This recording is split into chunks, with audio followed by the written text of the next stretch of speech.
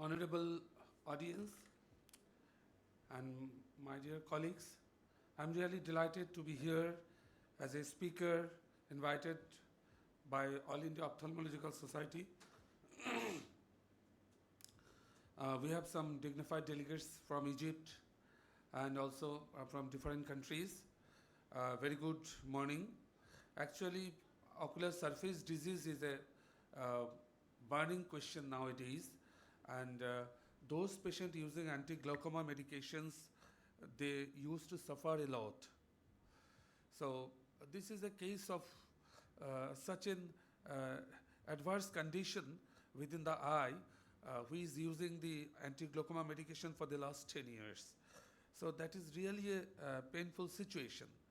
And this is also, you can see, there is a huge punctate epithelial erosion all over the cornea, and also staining all over the cornea and conjunctiva that indicates that patient is suffering a lot. So pain has a visual definition. Pain is a matter of, pain is not a visual definition, it has a matter of feel. And a little sympathy means a lot for a real pain. So although this is a very minimum thing, but for the patient it is very dangerous.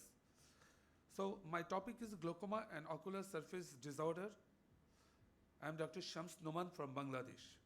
I don't have any financial disclosure doing this presentation.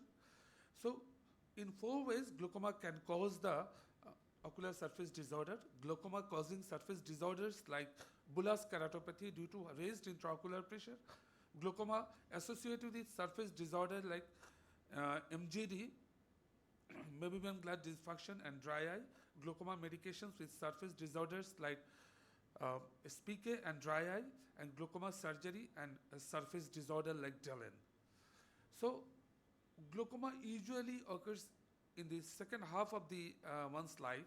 So aging a factor that may cause basically the ocular surface disorder. So glaucoma itself causes surface disorder. Patient may have the surface disorder due to aging process, coexistence with the complications. Both need topical medications and aggravate the crisis. Patients are using the topical medication that aggravate the crisis. What is the pathology? Toxic effect of chronic topical medication that causing the imbalance of the ocular surface hemostasis, tear film instability, epithelial damage followed by inflammation, and that caused the epithelial defect and also some burning sensation. So what are the problems actually about these surface disorders and the glaucoma medications? So the superficial punctate keratitis, tear film insufficiency, cicatricial pemphigoid, and dry eye syndrome. So superficial punctate keratitis usually occurs in the topical carbonic anhydrase inhibitor, topical beta blocker, and also prostaglandin analog. That usually creates some burning sensation, some discomfort, and also some redness and watering.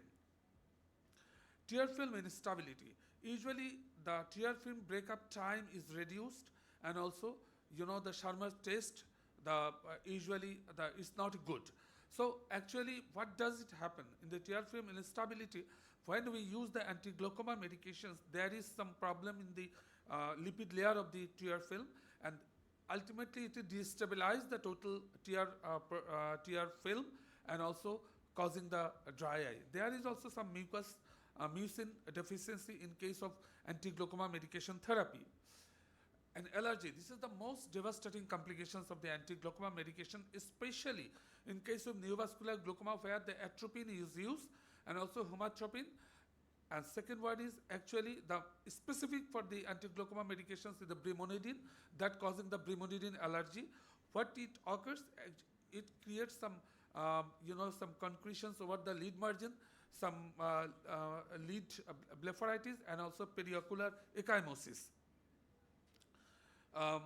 Brimonidine, and this is the atropine allergy.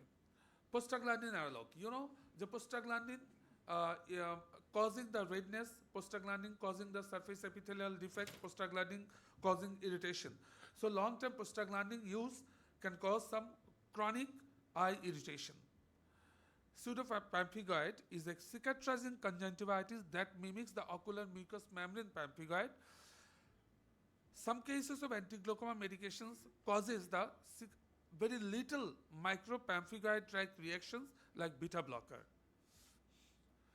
Dry eye, common dry eye symptoms including itching, burning, stinging pain, soreness. Actually, this is very common who are using the antiglaucoma medications with preservatives.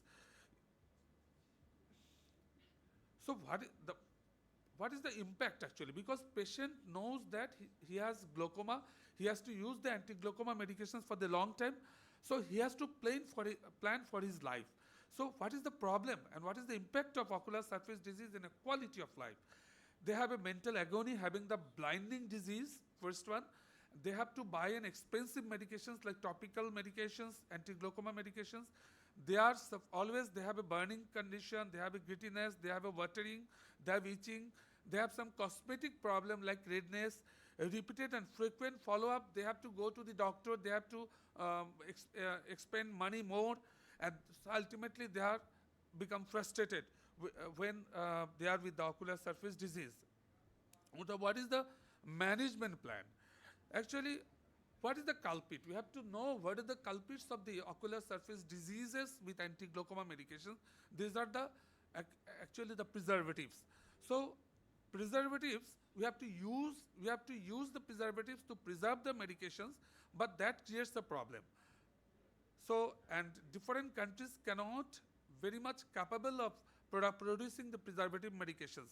And the glaucoma usually occurs in the the developing countries. So avoid the preservatives and including medicine. So we have to use the preservative-free medications, avoid unnecessary medications, not overdose. And we should calculate. If you achieve the target pressure, you have to reduce the medication. Dosing and compliance is very much important. Tear supplements and lubricants and cyclosporin sometimes works good. And there are some preservative-free medications, like single unit dose preservative-free medications are available. And also, you can use some sustained release drops or some devices like bimatoprost sustained release. Bimatoprost, it is research going on bimatoprost ring, and ring is introduced into the eye and it will sustainedly release the bimatoprost in a specific time. Piezoprint microdose delivery, iodose like glucose, some claimants. And one important thing is patient is irritating. So actually in our subcontinent, in this Southeast Asian region, usually patients are very much sensitive to anti-glaucoma medication. So it is better to do the laser. We have to think of the laser that to reduce the intraocular pressure. Like angle closure glaucoma, the peripheral iodotomy in the open angle glaucoma, SLT, we can use. And surgery, obviously it's a very good option, early surgery. What is the benefit versus risk of surgical treatment? Benefit, need of use of medications increase the comfort, and risk is advanced. In case of advanced glaucoma, patient may wipe out and some polycystic bleb formation if you use the mitomycin C. So one important thing is, if you do the surgery very early stage, so we can avoid the medications, we can avoid the such complications, we can avoid the long time patient's agony, we can avoid the long time patient expenses. So surgery is the very good option in case of moderate glaucoma in this subcontinent. This is my experience. Glaucoma surgery itself causes a surface disorder. Sometimes you use the mitomycin C. If it makes some reactions in the cornea, and also some polycystic bleb, overhanging bleb, that may create some delay. So let's feel pain behind the curtain and find problem within the clouds. This is very much important. We have to think of what is the main cause of the problem within the patient. We have to identify it, we have to remove it practically. So my recommendation is in the moderate glaucoma, also in the advanced glaucoma, it is better to do the early surgery or early laser procedure to avoid medications. Thank you so much. Thank you everybody, and welcome to Bangladesh.